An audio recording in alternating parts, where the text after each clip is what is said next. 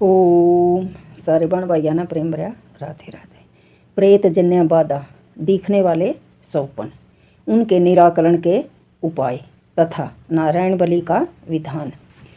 श्री गरुड़ ने कहा, हे भगवान, प्रेत किस प्रकार से मुक्त होते हैं, जिनकी मुक्ति होने पर मनुष्य को प्रेत जन्य पीड़ा पुनः दोबारा नहीं होती।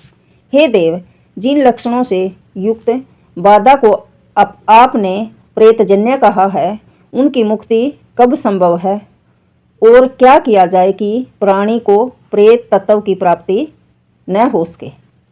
प्रेत तत्व कितने वर्षों का होता है? चिरकाल से प्रेत योनि को भोग रहा प्राणी उससे किस प्रकार मुक्त हो सकता है? यह सब आप कृपा करके मुझे बताइए। श्री कृष्ण ने कहा, हे गरुड़, प्रेत जिस प्रकार प्रेत योनि से मुक्त होते हैं उसे मैं तुम्हें बता रहा हूँ।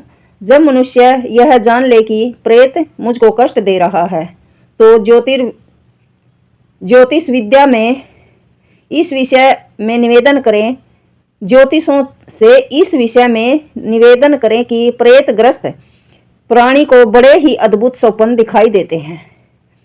जब तीर्थ स्नान की बुद्धि होती है तो चित्त धर्मपरायण हो जाता है और धार्मिक कृत्यों को करने की मनुष्य की प्रवृत्ति होती है।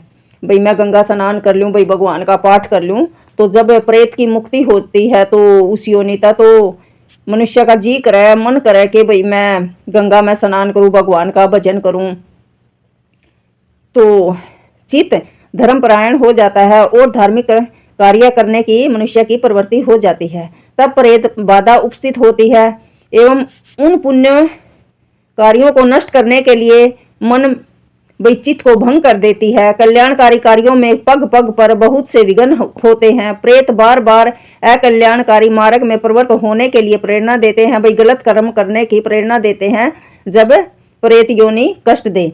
शुभ कर्मों में प्रवृत्ति का उच्चाटन और क्रूरता, यह सब प्रेत के द्वारा किया जाता है। जब व्यक्ति समस्त विघ्नों से विधिवत दूर करके मुक्ति प्राप्त करने के लिए सम्यक उपाय करता है तो उसका वह कर्म हितकारी होता है और उसके प्रभाव से प्रेत वृत्ति शाश्वत प्रेत वृत्ति हो जाती है। भाई प्रेत से उसकी मुक्ति हो जाती है।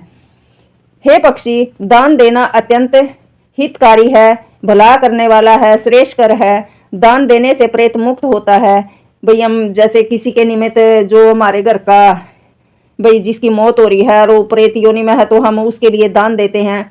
जिसके उद्देश्य से दान दिया जाता है उसको तथा स्वयं को वह दान तृप्त करता है, बहुत लाभ देता है। हे ताक्षय, यह सत्य है कि जो दान देता है वही उसका उपभोग करता है। दान दाता दान से अपना कल्याण करता है और ऐसा करने पर प्रेत को भी चिरकाल तक संतृप्ति प्राप्त हो जाती है। संतृप्त हुए वे प्रेत सदैव अपने बंधु बांधवों का कल्याण चाहते हैं। यदि विजातीय दुष्ट प्रेत उसके वंश को पीड़ित करता है तो संतृप्त हुए सगोत्री प्रेत, भाई जो अपने गोत्र का है, और कोई हमें बाहरी प्रेत कष्ट दे रहा है तो जो हमारे सगोत्र का है, हमारे परिवार का है, वो अनुग्रह पूर्वक उन्हें रोक देता है। उसके बाद समय आने पर अपने पुत्र से प्राप्त हुए पिंडदान के फल से वे मुक्त हो जाते हैं। हे पक्षीराज, यथोचित दान आदि के फल से संतुष्ट प्रेत बंधु बांधवों को धन धान्य से समृद्ध प्रदान करते हैं। जो व्यक्ति स्वप्न में प्रेत दर्शन, भाषण, चेष्टा और पीड़ा आदि को देखकर भी श्राद्ध द्वारा उनकी मुक्ति का उपाय नहीं करता, वह प्रेतों के दिए गए शाप से संप्लिप्त हो जाता है। भाई उसको श्राप लग जाता है। ऐसा व्यक्ति जन्म मरण तक निसंतान, पशुहीन, दरिद्र, रोगी, जीविका के साधन से रहित और निम्न कुल में उत्पन्न होता है, ऐसा वे प्रेत कहते हैं। और पुनः यमलोक जाकर पाप कर्मों का भोग द्वारा नाश हो जाने के अनंतर अपने समय में प्रेत तत्व की मुक्ति हो जाती है। गरुड़ ने कहा, हे देवेश्वर, यदि किसी प्रेत का नाम और गोत्र न ज्ञात हो तो उसके विषय में क्या करें? गरुड़ ने कहा, हे देवेश्वर, यदि किसी प्रेत का नाम और गोत्र न ज्ञात हो सके तो उसके विषय में विश्वास न हो रहा है। कुछ ज्योतिष पीड़ा को प्रेतजन्य कहते हो कभी भी मनुष्य प्रेत स्वप्न में दिखाई न दे, उसकी कोई चेष्टा न होती है, तो उस समय मनुष्य को क्या करना चाहिए, उस उपाय को भी मुझे बताइए। तो श्री भगवान ने कहा, हे खगराज, पृथ्वी के देवता ब्राह्मण जो भी कुछ कहते हैं उस वचन को हृदय में सत्य समझकर भक्ति भाव पूर्वक पितर भक्ति निष्ठ हो पुण्य श्रवण पूर्वक नारायण बलि का जप करके होम हवन दान से देह शोधन करना चाहिए। उससे समस्त विघ्न नष्ट हो जाते हैं। यदि वह प्राणी भूत प्रेत पिशाच अथवा अन्य किसी से पीड़ित होता है तो भी उसको अपने पितरों के लिए नारायण बलि करनी चाहिए। ऐसा कर वह सभी प्रकार की पीड़ाओं से मुक्त हो जाता है और यह भी सत्य वचन है। इसलिए सभी प्रयत्नों से पितर भक्ति परायण होना चाहिए।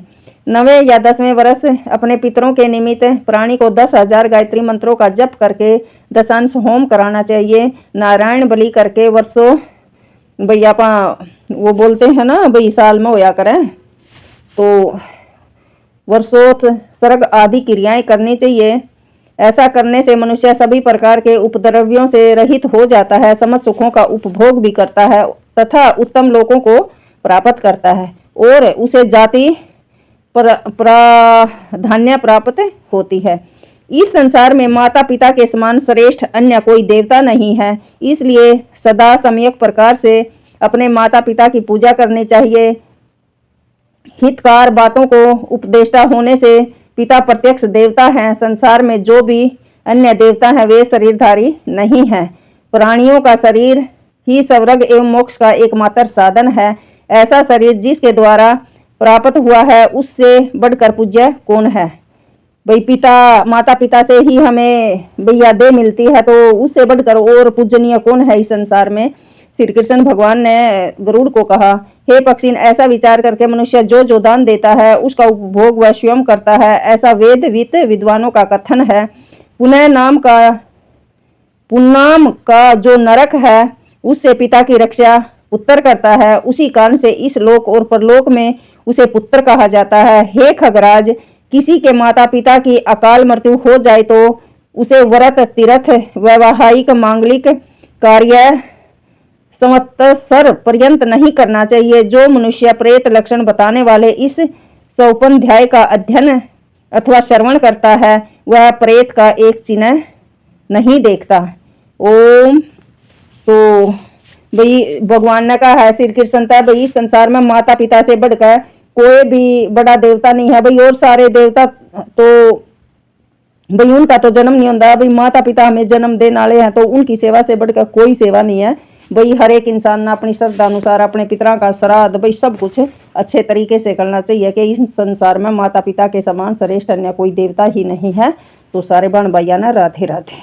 जैसे भाई छमाई होती है भाई, साल हो जाए मरे हुए न, तो भाई हर भाई श्राद्ध में भाई हमने उनके नाम का कुछ दान अवश्य देना चाहिए भाई। जो जैसे सर्दी है भाई, कभी कभी एक भाव होता है किसी गरीब गुरबे को भाई आस पास में स्टेशन हो तो भाई चाय पानी भाई सर्दी का कोई कपड़ा भाई उनके निमित्त जरूर दान करना चाहिए भाई। श्री कृष्ण भगवान ने तो गरुड़ को यही बताया है। तो राधे राधे। दान श्रद्धा समान।